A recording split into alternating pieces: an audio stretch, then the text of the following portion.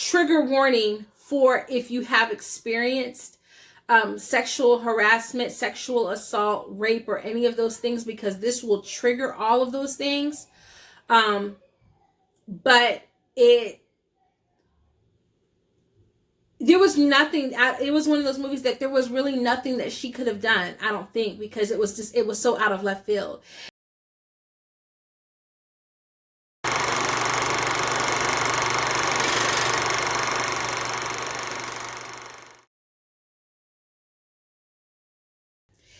Hey guys, it's Kwana back again with another review. Hope you guys are doing awesome. So I have to blame Burgundy Blue Commentary for this particular review because homegirl told me to review this movie, and I don't ever really watch or review Lifetime movies. No offense to Lifetime, but it really hooked me and made me kind of invested in the storyline. So I thought I would come over here and give the people what they want. So yeah, we're going to be reviewing Girl in the Basement, the new Lifetime movie that recently dropped, based on a true story, or as they say, ripped from the headlines. So before we get into this, guys, welcome back to my channel. I typically review my favorite TV shows and some of my favorite movies, or movies that I don't quite love. And I will be reviewing Handmaid's Tale. The new season is coming out, I believe, April 27th. So if you are a fan of that series, please subscribe to my channel, because I will be daily reviewing, or reviewing that every Wednesday if they keep with the schedule that they've had in the past. But for now, we're going to review Girl in the Basement, which low-key has some Handmaid's Tale vibes to it. So I don't watch a whole lot of Lifetime movies. I do watch all of their biopics that usually drop, like the Salt and Pepper movie, the Wendy Williams movie, those kinds of things, just because they're kind of salaciously good. And I used to watch Lifetime back in the day. I feel like everybody went through like a high school, college phase where they pretty much, slept in on the weekend and then watched Lifetime Movie Network. So that was like, high school, college days. And then I kind of just stopped, mainly because, cut the cord and got rid of cable. So I decided to borrow my dad's code so I could get in and watch Girl in the Basement. This movie is a ripped from the headlines based movie about a real situation that happened, I believe, in Austria in 2009. This girl or woman was found to have been held captive by her father. And that's the premise of this movie. This girl is held captive by her father for about 20 years, locked in the basement of their home, where her mother is right upstairs. She is repeatedly raped by her daddy, has kids by her daddy, and is there for 20 years of her life. First of all, the movie stars Judd Nelson, which I can't honestly say I've been following Judd Nelson's career, but low-key, I think everybody loved Judd Nelson from back in his Breakfast Club days. But if you go back and watch some of the scenes of, Breakfast Club, especially like this one right here. Watch your tongue, young man. Watch it. What is this? What is that? What is that? What is that noise? What noise? Really, sir, there wasn't any noise.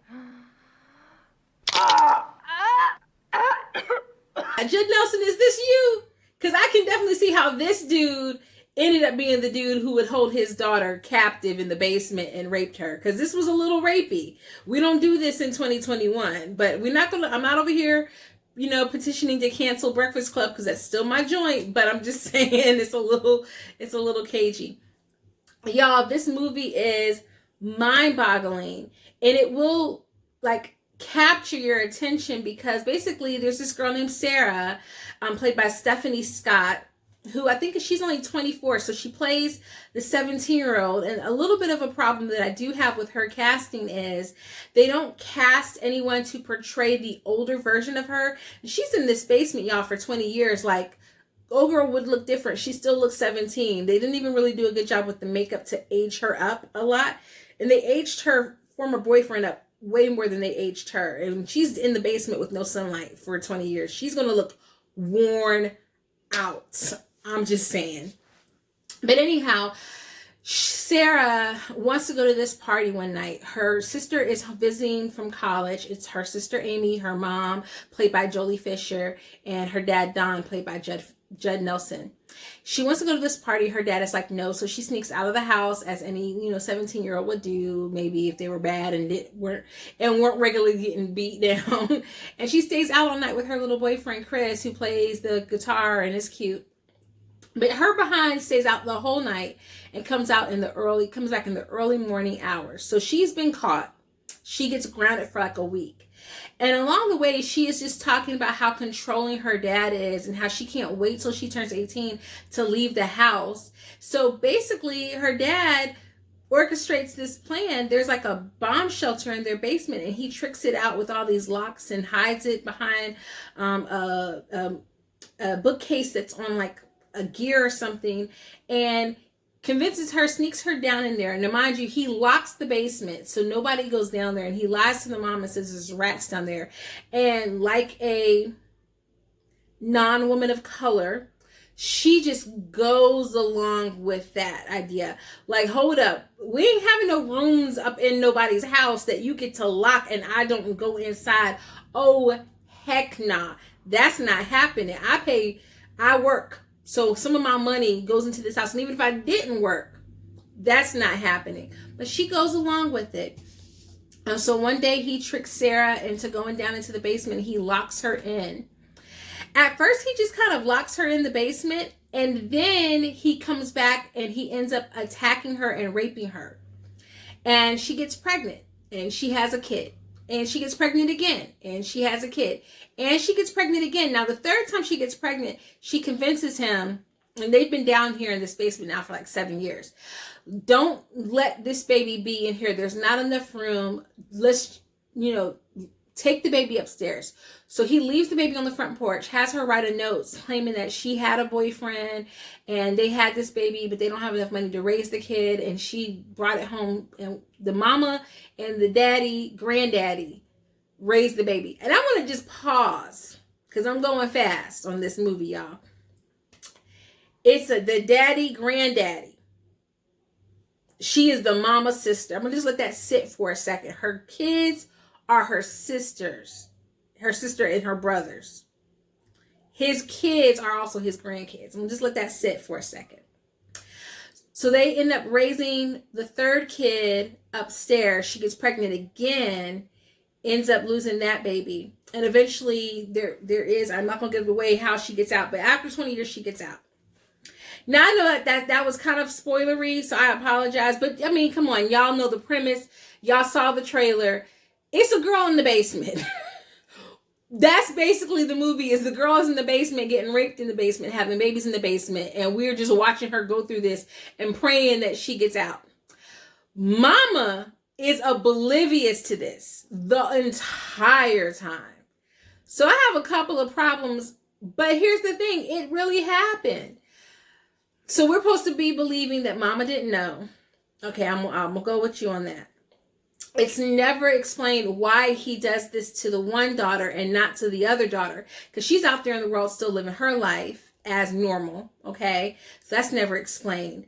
And we never get an indication that like he was beating on mama or he was just like uber abusive beforehand. So like, it just seemed like it kind of came out of nowhere that he just snapped and made this decision to hold his daughter captive and then started to rape her repeatedly and have babies with her and not have a problem with it.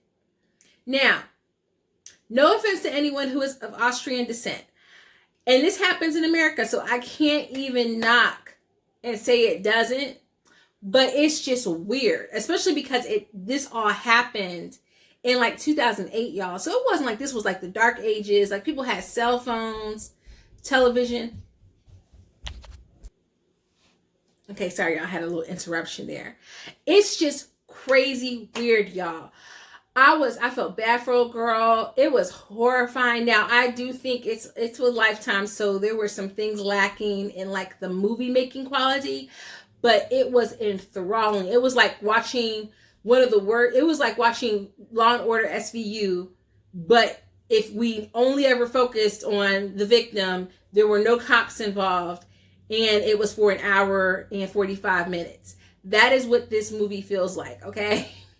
I thought the actors did an okay job with what they had, and definitely I'm not trying to go into a Lifetime rabbit hole, or anything, but it definitely was like, okay. It's intriguing because, again, mess. It was horrifying mess. And given that we have like this Mia Farrow, Woody Allen documentary that just came out about Woody Allen's relationship with his daughter Suyin and everything like that. Like, this is a lot. It was a lot, but it was enthralling. I could not turn away. I had to literally find out what was going to happen to the little girl, how she was going to get out. And I don't know if the daddy that really did this, I think Yosef, whatever his name is, I don't know if he's still alive. This is the kind of person who needs to be put underneath the jail. Underneath the jail. And you don't ever want to say somebody deserves the same physical, but he might deserve the same physical trauma he inflicted on how do you ever get okay from 20 years in a basement? 20 years in the basement, repeatedly being raped. I could not. So this movie was interesting, y'all, on so many levels. If you haven't seen this movie, I definitely, if you like Law and Order SVU or just regular Lifetime movies, you probably will enjoy this. It was so sad. Now, I will say, and I probably should say this, should have said this earlier, but obviously, trigger warning for if you have experienced sexual harassment, sexual assault, rape, or any of those things, because this will trigger all of those things. But there was nothing, it was one of those movies that there was really nothing that she could have done, I don't think, because it was so out of left field. And it really just shows you that when people want to victim blame, sometimes there's just nothing that can be done. When people want to be disgusting, heinous, evil, manipulative, all of those things, when they want to be the worst person in the history of people, they will find a way to do it. They will find a way. So hug your loved ones and stay safe. This was an interesting movie. I want to thank Burgundy Blue Commentary for recommending that I watch this movie. It had me all the way in. I was telling my girlfriends about it, my husband about it. So definitely, if you haven't had a chance to check out Girl in the Basement, do so now. It is still airing on Lifetime. Or if you get like the Hulu paid subscription, I think you can maybe catch it there. All right, guys, that is it for Girl in the Basement. My thoughts. Did you see the movie? What did you think? Let's kiki about it in the comments down below. And I will see you next time. Toodles.